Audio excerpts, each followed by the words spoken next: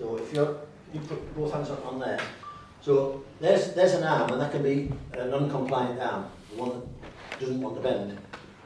But there's a few things you can do with that. One is, when my gear train works properly, I can alter my posture. And I'm already pushing more with this arm than this one.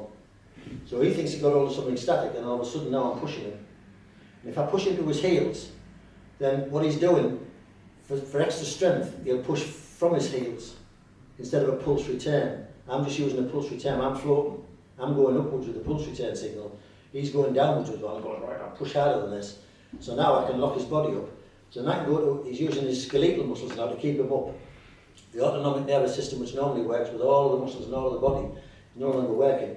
So I can now tension couple up through there, revolve that round there, side bend the spine, twist the thorax, bring it up the shoulder, heterokinetically bring my elbow up, take it to the finger, and because it lost no drive, that happens. And you go, he's letting me do that, and you go, he's not letting me do that, he's not letting me do that at all. So that's how these techniques work. So something like, we used to watch this technique in the dojo, and still do it as a technique. Somebody would grab you, you'd take your arm up, you'd put it over there to let you, you'd bring it into there, and you'd take it to the rib cage. I can do it well badly. If you do it well, just stand this way so I can see it as well. What happens is, that's already happening. So you might as well punch him on the way up. Why waste time? That gets that out of the way. And you think, well, you can't punch from there, I'm a boxer, I need to uppercut. And you go, I'm not uppercutting. I'm using the spine at the end of there to do that. That's not a punch. Do you understand that? His potency is still at the end. That's interesting. So then, I punched him, that got that out of the way. Then, knee was itchy. And that becomes a technique.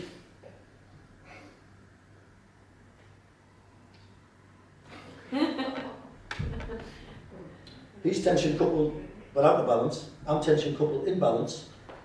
I want my stick. Come back up, turn around, go down. Scratch me again. There's no way to get out. Stop him using his other hand to punch Oh, stop him using his other hand. Can you try and move it around? Oh yeah, come Let's be counterbalance that one. Right. Stop him using the other hand. Go to punch. Right, so first he missed. So what you want to use the other one? Yeah. So, it's not comfy. I'm sat at the bar, mind my own business, there's my whiskey, and someone comes along and punches me. I go, oh, I've got a whiskey here. And he's a boxer, so he comes with a counter punch.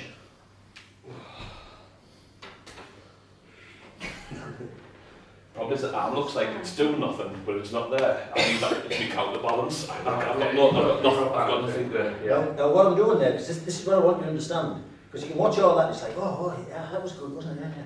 I want you to go on with this. So again, not this, but this, understand of this part. Can you just see all right there? So what I'm doing is, there's a few things I'm doing, even though I'm sitting. If you watch, if he punches right from my nose, he'll still miss. Because he punched first, I moved later. So what he's doing is, I'll explain this, but you might not get this straight away. I'm looking at him, he's got intent, and he's going to punch. Now the second he makes that volitional, I'm punching now, his left brain goes on, and it has to finish where it ends. It has to execute the whole technique. It has to, because that's a left brain trait. It's a pretty programmed position he's going to. Yeah. So what I'm doing is, look, I'm there, but actually I'm here. So that gets me to these sort of places very easy. But that was what I wanted to show you. So he punches again. So I'm here now. Now, if he starts to push outwards, which he can with his body, if he turns, I'm going to have a power struggle. Right? And eventually, if he's stronger than me, that's achieving nothing. If that was two swords meeting him, he might cut me. So I'm going to go, well, that's a waste of time. So I shift my centre of mass back to where it should be. I get the pulse return coming through there as a tension coupling, and I go to there, and now I've got a node point. So I'm actually getting this and this and this. There's about 6 things all meeting at that one place. So now when he decides to make a shift, he's got to make a conscious shift, because his brain stopped, I'm still in flow. I never stopped. So I'm floating. So then he makes the shift, and it's as obvious as this. He goes to make the shift, and I go, no. I just shift the fulcrum that he's relying on. He's relying on that one. Yeah. He can't do anything other. So once I've got his nervous system, now it doesn't matter where that goes. Like this spare arm now, can I do a thing if I want to do? I can't, I've got nothing to generate from. But he can give it to me. Yeah.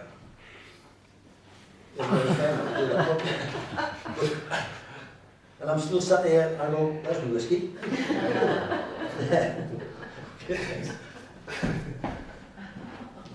So you get so that's what we're going to do. But that's the principles. Well, if anyone I want to show you, I can show you. You got me going there. Can you punch me with the other hand? I didn't show it, did I? No. So what I'm doing here is we're putting a stick on an uncompliant arm, and I'm going to rotate the stick that way to produce a gear train, but it's going to take up the slack in his tissue. And as it takes up the slack in his tissue, that affects the whole because he's tensegral. You get that? So as I go into flexion with my mass neuro baby reflexes, the first ones I was born with, that if my head went down, my body went into flexion and all the flexors switched on. And if I put my head up, all the extensors switched on. And if I turn my head up, they combine. And if I turn my head the other way, they combine. And so what I'm doing now is, what do I need the most? So I send a pulse return up from my feet, up through my giga train, engage my lumbar lordosis, stiffen up, side bend, rotate, torque, send it to my hands, giga train on, switch on, giga train,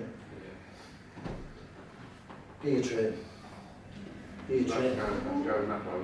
Yeah. But do you understand the principle? Now, if you didn't understand the gear train, I've tried to teach this before, and people are like, it doesn't work for me, he's too strong, I need a different pattern. No, you need a gear train. It's the gear train that makes it work. You're using the fascia? Yes, absolutely. Yeah. Because the fascia is like a balloon. Yeah. So the total surface of the balloon is 1, and when you pinch enough tissue, you don't need much. The rest of the body will follow this nip. So when you grab something, you can... I think you need to feel that one. And so when you've got... Because the fascia is over the entire body. Absolutely. It's correct. With one total intelligence. So there's a shoulder with this fascia, and I'm twisted. So now I can't take my arm up. My liver's stuck. Diaphragm, my head won't turn. So what do you fix? You fix my neck, you fix my arm, you release the liver, you release the diaphragm. Or is the fascia, if it was where it should be, no longer restricting what's going on inside of it? Because the bones are floating inside the fascia. Just a quick one, DP, as well. I'll say if it's like there. When you know someone's like, if I was wearing a onesie, if you think the fascia's a onesie, you screw up the fascia, which then disassembles the full onesie. Right. As a whole gestalt. And remember, I talked earlier about the centre of mass. So the centre of mass obviously is the biggest part of your thorax. That's your central mass. And it's got to sit over the centre of gravity. If it sits over the centre of gravity, the autonomic nervous system, the amygdala, all ticking away nicely. You scratch your head, you do this, you do that, you do all these different actions, you don't think about them. We pick something up, we move, we do all these different things. The second that's not over the central mass of the body and over the centre of gravity, the autonomic nervous system has to go into adaptation. Now when it goes into adaptation, we've got two nervous systems. We've got the pyramidal nervous system and the extrapyramidal nervous system. Now the pyramidal nervous system is all the spinal nerves, because that's what they found first. And then they discovered all of these nerves later on, and so they call these the extrapyramidal. And the extrapyramidal system is the one that's autonomic. We move around in three-dimensional space, we make adjustments, we're walking in the park, we're walking on ice, we're walking on gravel, all these different things, that's the autonomic nervous system. And those muscles are spiralically formed, we'll look at it later, and they swing. But basically, their action is to swing. So we have a swing gait in our legs, we have a swing gait in our arms, and everything swings around the central axis. So the spine's doing that, and our limbs are doing that in cross patterns, and that's how we actually generate the power to move around. So because we have that central mass there, anything that connects with the interface, which is any connection we have, could be the wall, could be the floor, whatever, there's a pulse return comes from that. So the body's listening to what's coming in, not what we're standing on. But we make the mistake of, we stand on it and we go, my foot's on there, I know where it is. I've got both feet on there, so I definitely know where it is. I've got hold of him with both feet on there, and I'm strong and I'm big, so I definitely know where I am.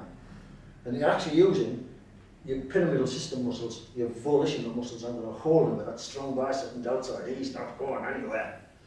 But you've just switched off all your postural work, all the others. So I send a signal to your central mass. And he goes, where are we? And I go, exactly, you don't know where you are. So you go into fall reflex, which makes you use your pyramidal system muscles even more. And all they can do is bend joints. And they bend them badly until they fold up. The other joints don't bend. If you want to work something properly and you're using your flexion muscles or your extension muscles, then you're never bending across a joint and using a joint in isolation. And the other thing is when we pull, if you pull something, then you grip with all of your grip. We'll talk about three-dimensional grip later. But as you grip something, your backstop is your shoulder. So if you're pulling something hard, you could be pulling a seat forward or something like that, a heavy settee or chest of drawers, people do it, and the pull to the shoulders, then the rest of the body isn't being protected, and they're only using their bicep muscles. If, however, you use all of your body, then you can move the object much better if it was able to be moved, it wasn't too heavy. But you're using the whole body in a flexion mode, or the whole body in an extension mode. Again? So one that I taught Jill many years ago when she first started training, she said, I'm quite small framed. What if somebody grabbed me in the street and did X? And I said, well, you poke their eyes out, you just let go heel and then leave them there because she's running away. Bang all the dustbins and make a noise and all that sort of stuff. But she said, no, seriously, what do? I said, well, the best way to get somebody off, it would be, you know, I would do that. That's nasty. But what I showed her to do, and now I can explain it, is go into the manubrium. Now if I go into the manubrium and I just press, you get blue in the face because nothing's going to happen. Now if I go into the manubrium with a gear train that comes all the way from my foot, through my lumbers, rotating on my thorax, extending up as heterokinetic junction to my finger and losing no potency, then I make contact with the manubrium. You don't have to do anything else because all those things happen when you take the leg back. They just happen. So all those explanations you don't need. All you need to do is know that if you take your leg back, it produces a long arc through curves. It gives a rotational torque that loses no power to the finger. Does that make sense? So you stood like this, he's like that, I go there, push, nothing. Step back, rotational torque, off he goes. Yeah. But if I take my head upwards at the same time, then my extensors have just switched on. All of my extensors. And with the other one, all of the flexors. And then everything we do in between is a combination of that. Does that make sense? Thanks. Do you get that? It's trying to work out that doing something going back is actually going forward rather than... Yes. Rather than you think you're going to take all the energy out, but you actually put energy into it. Put energy into it. Now once you understand the gear train, then the three arches in your foot are the beginning of the best gear train in the body. If you imagine the biggest cogwheel is the iliac bone, so when you take a foot back from the normal stance and you take it back over, you're producing a long arc lever to the lumbers. Now if you look at a horse or a dog, which is a quadruped, what that does to get its propulsion is, as the back leg goes back, produces a, I'll use the word lever, but produces a long arc lever, which takes the lumbar spine of the horse by tipping one of the iliac bones up into rotational torque and drives it all the way to the nuchal line, and that's where it gets propulsion, because the front legs are doing the same down the nuchal and meeting in the middle. So that's how it's working, and distributing the weight on its spine, so there's never any stress.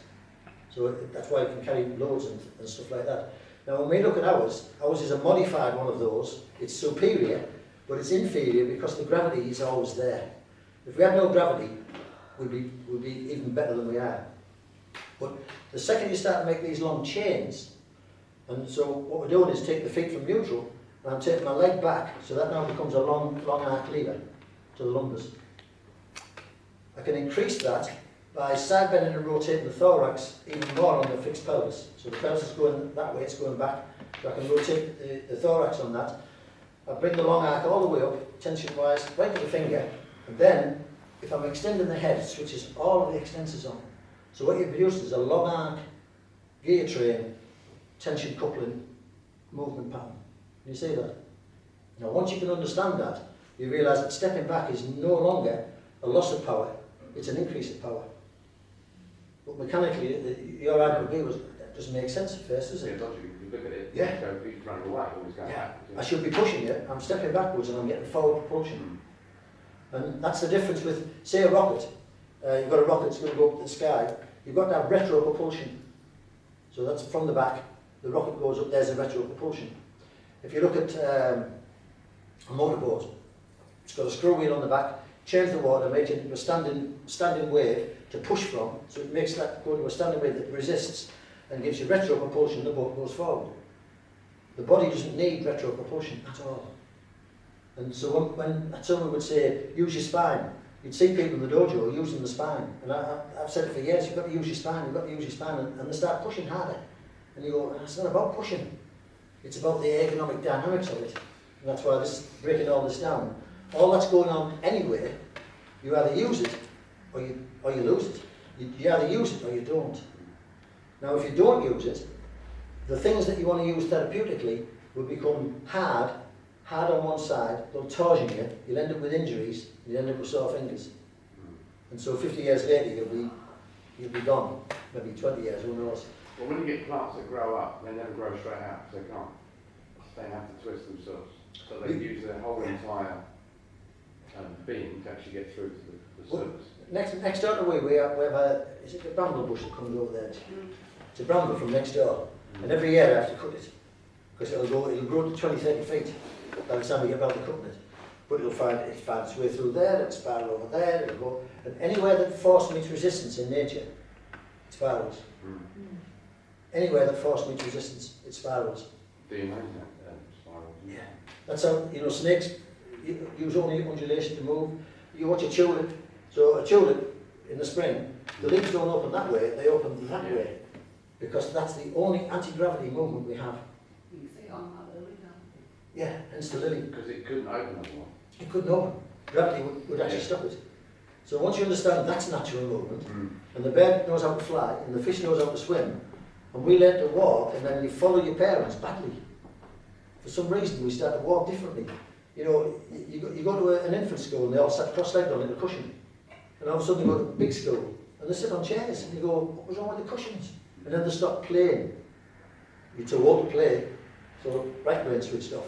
You've got to write like this, you're going to write with this hand. I was one of those that didn't know which hand was which. But I ended up wiping my bum with this one, and blow my nose with the other one. But they used to change hands and put the spoon, you pick the spoon in this hand, no, you've got to have it in this hand, and you go, I want to be in this hand, no, you've got to be in this hand. So, all of that. Is that why when we stack properly then, is aligned correctly? Is that why our walking should be like petrol energy should be free, should be effortless as opposed to when we haven't got that asymmetry, the two particulars aren't cancelling? When you think what we can do, I know people run a long way, but they've got their own problems. But we were made to walk, and we can walk all day.